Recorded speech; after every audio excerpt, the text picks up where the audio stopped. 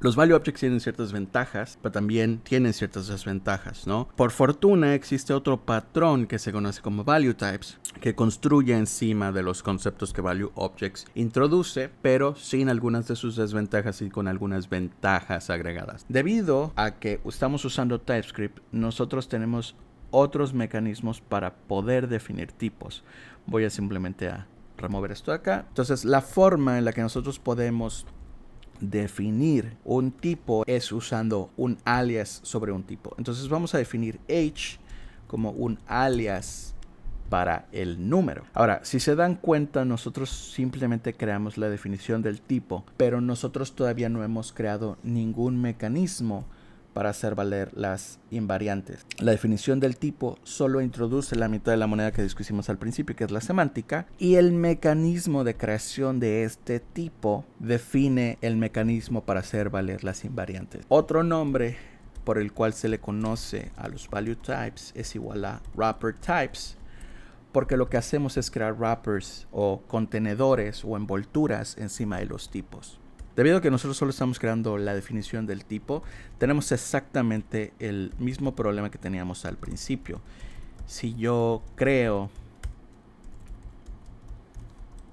un usuario y le paso un -1, en este caso el compilador no tiene quejas, pero no estoy haciendo valer ninguna de las invariantes. Entonces, lo que vamos a hacer es crear el mecanismo. Personalmente, a mí me gusta usar factory functions. Y debido a que nosotros ya tenemos la palabra h reservada, me gusta simplemente que los factory functions terminen con el sufijo factory. De la misma forma, esto recibe un valor que va a ser de tipo número y lo que va a hacer es regresar un tipo de valor h. A este proceso se le conoce como lifting, porque lo que hacemos es tomar un número y elevarlo o rapearlo o mejorarlo o hacerle un enhancement para que ahora sea de tipo h. Entonces hFactory lo que hace es hacer un lifting de nuestro tipo, jargon o palabrería de funcional, ¿no? Entonces en este caso, de la misma forma en la que nosotros en el constructor hacíamos valer los invariantes, nosotros hacemos lo mismo en el factory. Si el tipo de lo que estamos recibiendo no es un número, entonces lo que hacemos es aventar una excepción que diga h value must be a number. Si el valor es menor a 0 o el valor es mayor a 160, entonces aventamos otro error, h invalid value, y después simplemente regresamos el valor. Y listo. Entonces si yo, por ejemplo, pongo aquí la invocación de hFactory y le paso 1, voy a imprimir a John en consola. Como vemos, me regresa un objeto. Y es aquí donde vemos que h, en efecto, es un número, ¿no? hFactory me regresa un número, no me regresa un objeto, me regresa un número.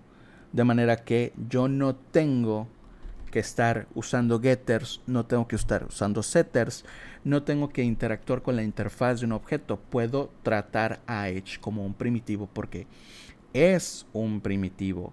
Simplemente tiene esta lógica agregada en el momento en el que nosotros estamos intentando hacer el lifting, ¿no? Podemos verlo como si hFactory en realidad fuera un validador como tal, un validador glorificado. Ahora, tenemos un downside o una desventaja a la hora de usar value types, y es el hecho de que podemos usar creación ad hoc. Es decir, nada nos impide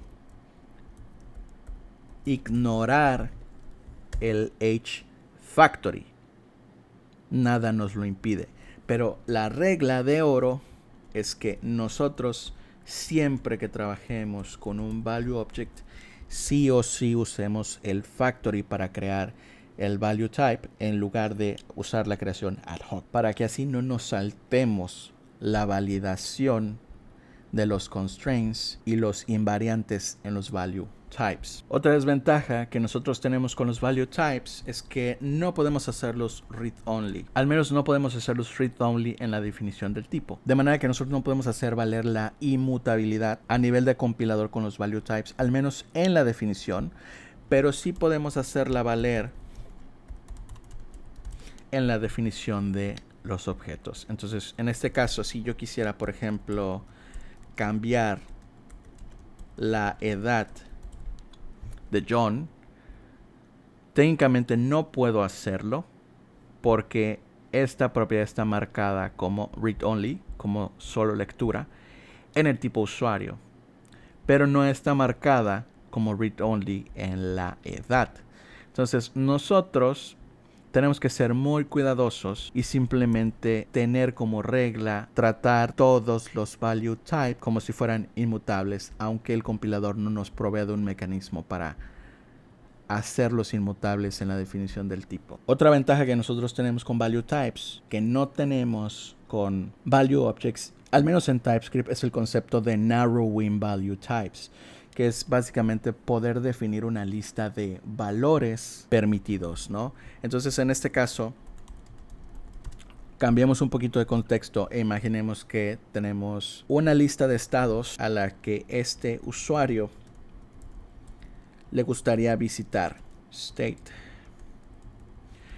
En este caso,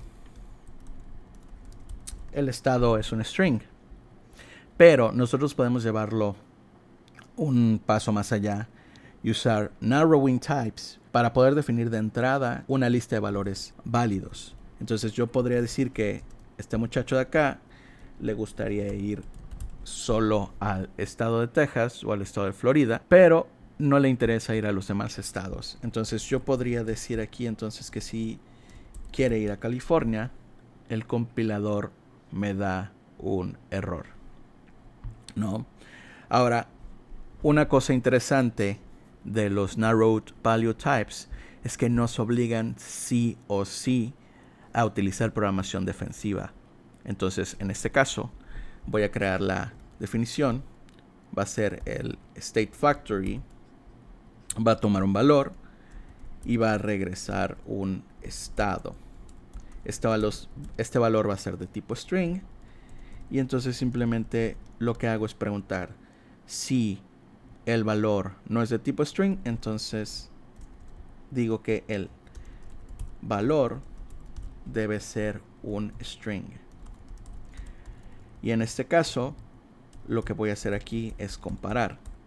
Si el valor es Texas o el valor es Florida, entonces esto lo que hace es regresar el valor.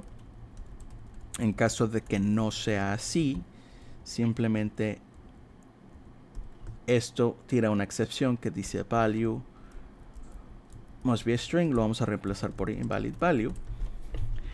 Y de esta forma, nosotros estamos obligados a checar que el valor que está pasando está dentro de los valores permitidos. Si nosotros no hacemos esta validación y simplemente regresamos el valor como tal, esto nos va a decir que el tipo string no es asignable a tipo state. String no es un subconjunto de los valores válidos de state. String es un superset o un superconjunto de los valores de state. En TypeScript los tipos como tal son sets de valores posibles. Entonces lo que nosotros regresemos sí o sí tiene que ser un subset de state, tiene que ser Florida o tiene que ser Texas. Por eso nosotros hacemos esta validación de este tipo. Si el valor es Texas o el valor es Florida, entonces regresamos ese valor. Si no, tiramos una excepción. Lo que podríamos hacer es simplemente invertir la lógica, en este caso para seguir el patrón de early return, ¿no? Entonces en este caso con esto decimos que si el valor no es Texas o el valor no es Florida, entonces simplemente esto regresa invalid state. Entonces vamos aquí a reemplazar esto por el state factory. Nosotros pasamos Texas. Nosotros compilamos. Y entonces nos vamos Ok, esto es negativo. Y entonces nos vamos al compilado y vemos que en efecto nuestras validaciones siguen aquí, el tipo se fue, y entonces si nosotros intentamos en tiempo de ejecución, no en tiempo de compilación, llamar al state factory, vemos entonces que los invariants se hacen valer, ¿no? Vemos que nos dice que el estado es inválido. En este caso nosotros no tenemos ningún warning por parte del compiler.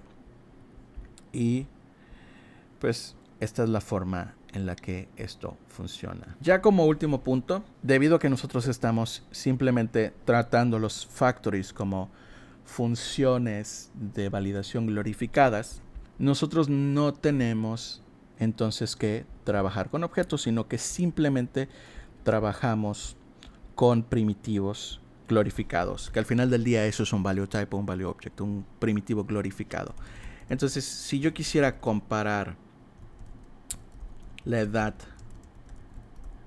factory 1 y la edad factory 1, yo puedo hacerlo y puedo compararlos como si fueran simples primitivos, porque al final del día lo son. Yo no tengo esa desventaja de tener que trabajar con una interfaz foránea, ajena, extraña. Puedo seguir teniendo ese beneficio de tratar mis primitivos como primitivos. No tengo que crear un mecanismo para comparar estos dos valores. Entonces, resumiendo un poquito, los value types son una alternativa que nos alejan de la programación orientada a objetos, pero que tienen los mismos beneficios debido a que construyen encima de los conceptos que los value objects introducen.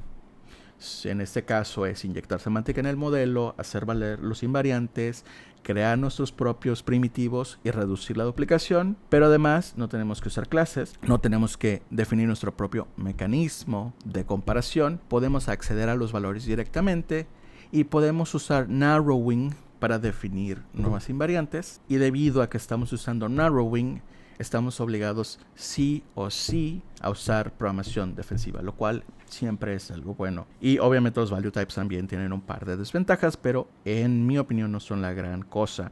Y en este caso es el simple hecho de que podemos hacer bypass o podemos ignorar o saltarnos por completo el mecanismo para hacer valer las invariantes, utilizando instanciamiento ad hoc en lugar de usar los factories. Y en este caso que tenemos que crear tanto la definición del tipo como el mecanismo de creación. Personalmente a mí me gustan más los value types que los value objects, porque no me gusta la programación orientada a objetos, pero para eso tenemos los value types. Y pues ya, eso es todo.